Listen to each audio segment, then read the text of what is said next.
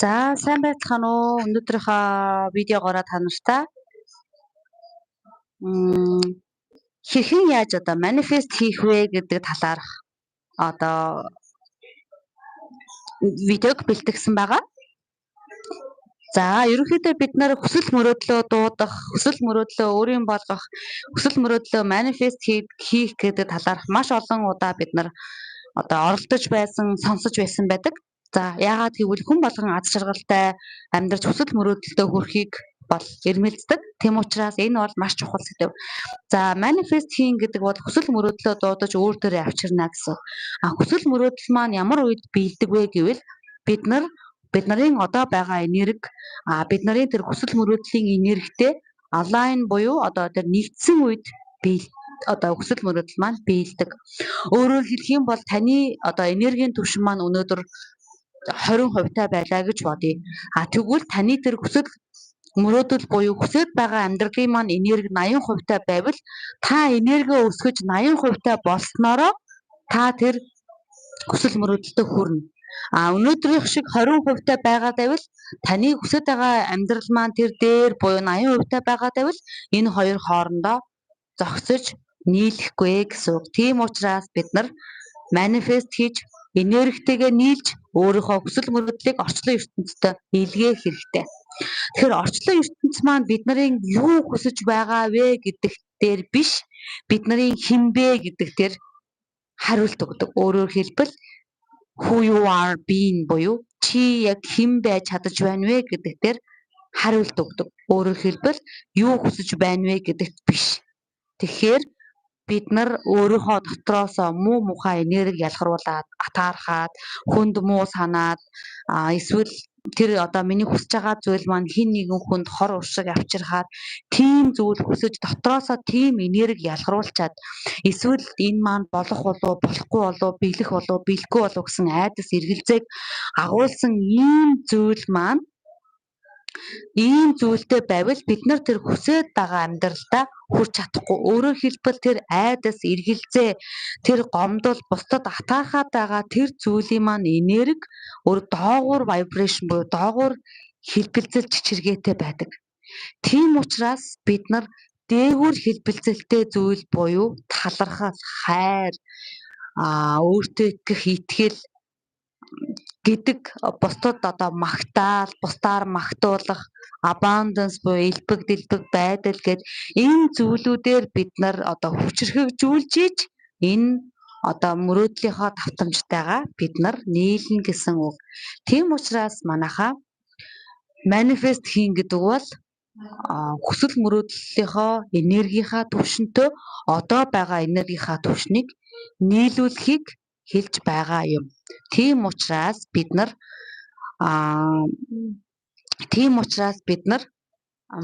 тэр одоо өөрийнхөө энергийг нэмэгдүүлэх хэд хэдэн аргуудыг, техникүүдийг хэрэглэснээрээ тэр хүсэл мөрөөдлийнхөө амьдралыг өөртөө татах одоо бүрэн боломжтой. За жишээлбэл та өөрийгөө одоо баян, хангалттай тийм баян хүн болохоор та мөрөөддөг байлаа гэж үгүй хүсдэг байлаа гэж үгүй тий хүн болгоно л бараг хүсдэг. Гэтэл та өөрийгөө нэгдүгээрт өөртөө баян болох зөвшөөрлийг дотроос өгөх хэрэгтэй.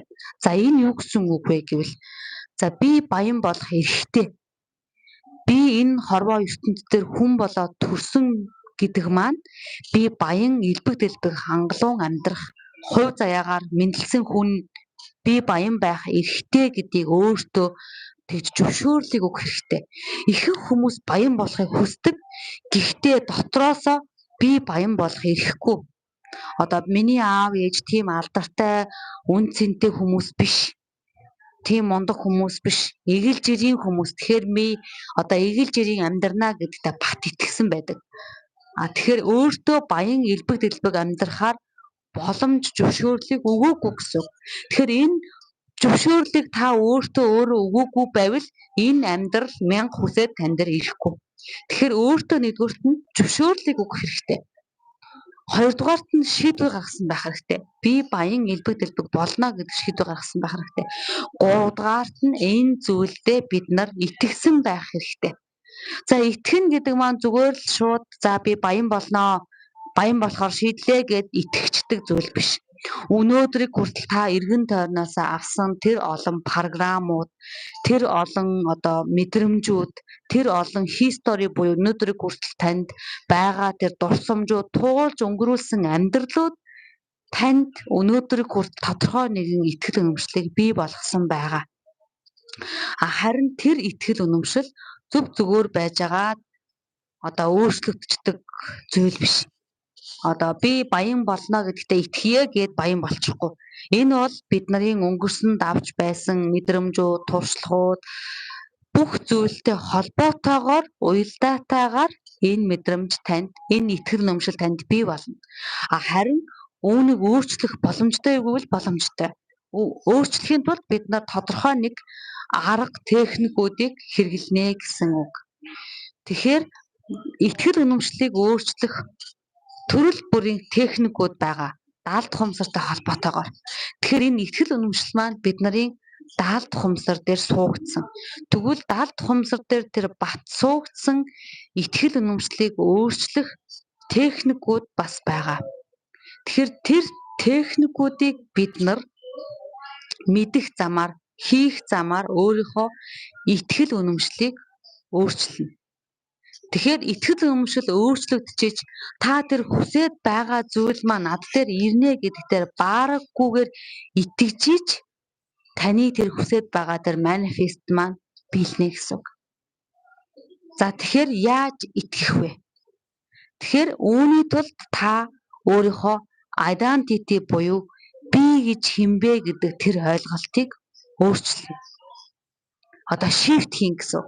За жишээлбэл та өөрийгөө мундаг алдартай компани захирал болсон байна гэж захирал болох бол таны мөрөөдөл гэж бодъё. Тэгвэл та бол захирал биш тийм ээ. Та бол эгэл жирийн компани менежер, эгэл жирийн компани нарийн бичиг. Тэгвэл та өөрийн гэсэн компанийг байгуулад өөрийн гэсэн компани захирал болохоор та мөрөөдөж байгаа гэж бодъё. Тэгвэл та дандаа өдөр болгон хийдэг үйлдэлүүдийг хийхдээ шийдвэрүүдийг гаргахдаа хэрвээ би компани захирал туяа байсан бол би энэ үйлдэлийг яаж хийх байсан бэ гэж бодно. Өнөөдрийн туяагийн хийдэг үйлдэлийг биш, өнөөдрийн туяагийн гаргадаг хариу үйлдэлийг биш, ирээдүйн тэр захирал болсон тэр өөрийн бизнестэй байгаа тэр туяагийн гаргадаг үйлдэлүүдийг та яг нарийн бичиг туяа байхдаа хийн гэсэн үг. Тэгэхээр энэ мэдрэмж төрүүлээд бид нар дээр ирнэ гэсэн үг. Ихэнх хүмүүс ингэж хэлдэг.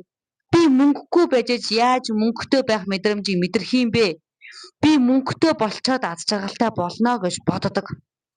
Тэгвэл харамсалтай нь эхлээд та аз жаргалтай байгаа мэдрэмжийг мэдэрнэ.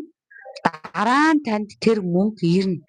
Эхлээд та аз жаргалыг мэдэрсэн учраас тэр мөнгө танд ирнэ.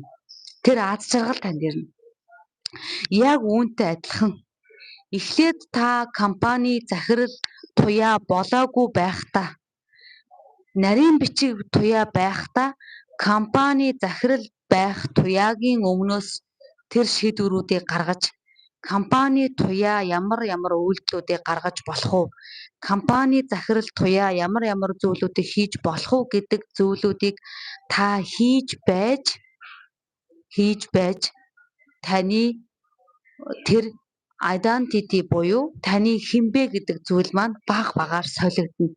Тэгээ энэ солигдож байж та өөрийгөө өөртөө итгэж эхэлнэ гэсэн.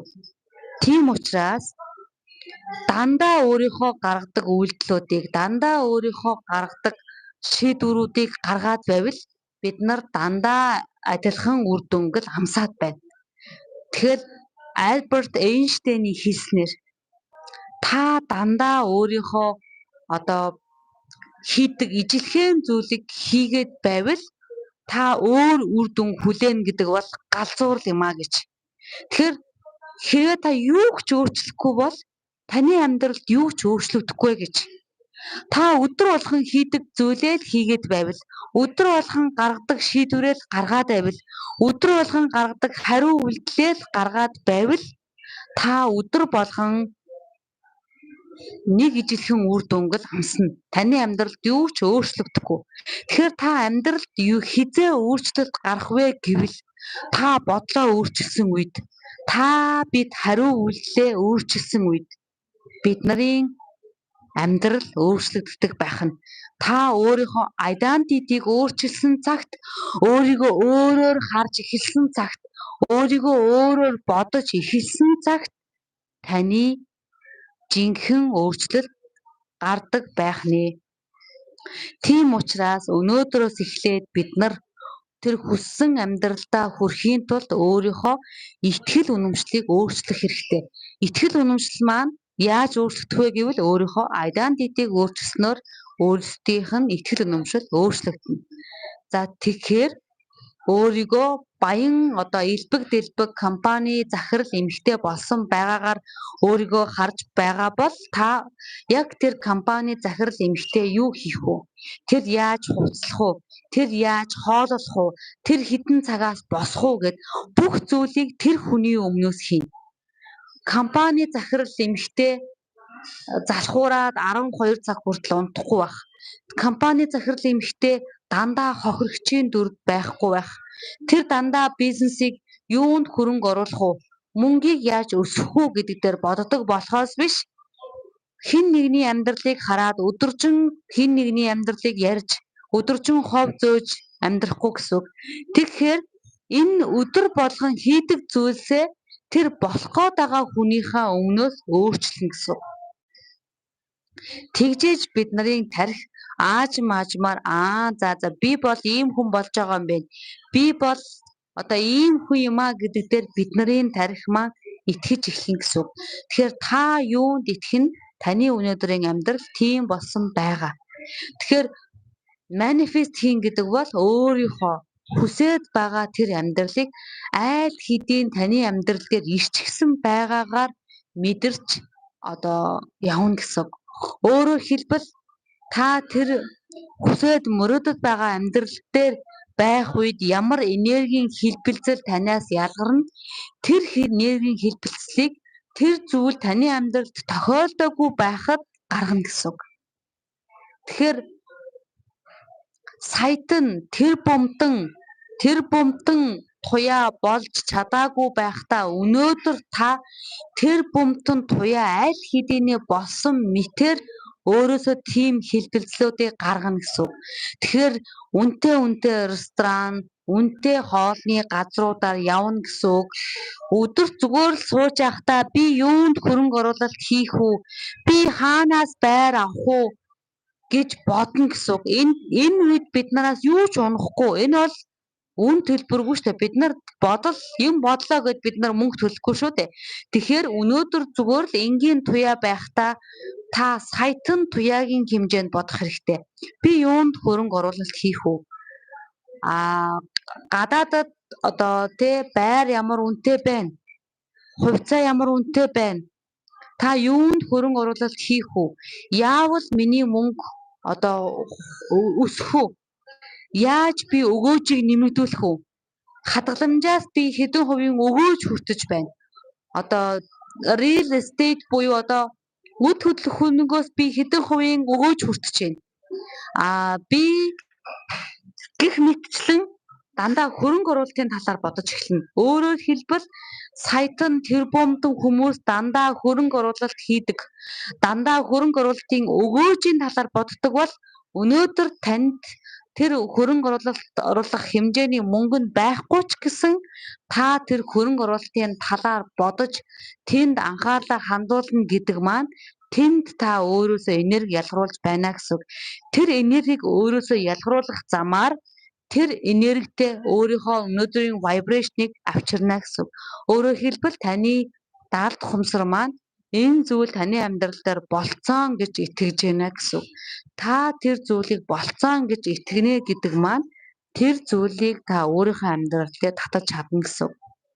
Тэгэхээр хүссэн зүйлийг манифест хийн гэдэг маань тэр зүйл таны амьдралд айл хэдийн болцсон байгаагаар айхт буюу бодно, сэтгэн, үйлдэн.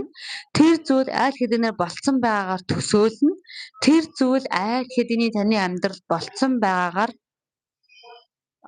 батламж үгс хэлнэ гэсэн үг. Ингээд таны тарих маань энэ зүйл дээр итгэн, итгэсний дараа энэ зүйл таны амьдрал дээр болно гэсэн үг. Хэрвээ танд даалт ухамсар гэж юу вэ? Даалт ухамсарыг илүү яаж сайн итгүүлэх вэ? Яаж элбэг дэлбэг мөнгөтэй аялдаг, хөрөнгө оруулдаг, элбэг дэлбэг хангалуун амьдрах вэ гэдэг сэдв танд сонирхолтой байвал энэ талаар сонирхож байх юм бол манай даалт ухамсарын даалт ухамсар гэсэн 10 хоногийн маш хүчтэй, маш тийм энергиэр бүрдсэн энэ 10 хоногийн эрчимжүүлсэн сургалтанд сууж болно. Мөн abundance буюу элбэг дэлбэг байдлыг өөртөө авчрах 10 хоногийн мөнгө яаж өөртөө авчрах уу, хэрхэн яаж орлогоо нэмэгдүүлэх үү гэдэг энэ сайхан 10 хоногийн эрчимжүүлсэн даалт ухамсар болон санхүү хоёрыг сэтгэл судлал болон санхүү хоёрыг нийлүүлсэн энэ 10 хоногийн сургалтууданд суралцаарай. Энэ мэдээллийн 90-100-д амьдарч ээж өнөөдөр мөнгө байхгүй, би мэдэхгүй, би чадахгүй байна гэдэг бол энэ бол ич хөвтөр хэрэгээ. Тийм учраас мэдээллийн 90-100-д техник технологийн өндөр хөгжсөн энэ 90-100-д амьдарч байгаа бид нар ямар нэгэн байдлаар өөрийнхөө хүссэн амьдралыг өөрөө бүтээгээд авах бүрэн боломж байна. Ялангуяа энэ даалт ухамсар хөгжсөн энергийн 90-100-д амьдарч ээж даалт ухамсарын 95% хүчийг ашиглаад хүссэн болгоныг биелүүлэх боломж байна манайхаа. Биелэгдэшгүй мөрөөдөл гэж үгүй. Гагцгүй түүнд хүрэх арга зам гэж байдаг. Тэгвэл тэр арга замыг танд заах эрчимжүүлсэн энэ 10 хоногийн сургалтанд яг хямдралтай байгаа дээр нь бүртгүүлээд аваарай манайхаа. Хэрвээ сургалтыг сонирхож байх юм бол коммент хэсэг дээр бичээгээд яваарай. Би танд сургалтын талаар бүхэл мэдээллийг үлдээх болно. За тэгээд дараагийнхаа видеогоор эргээд уулзлаа. Түр баяртай.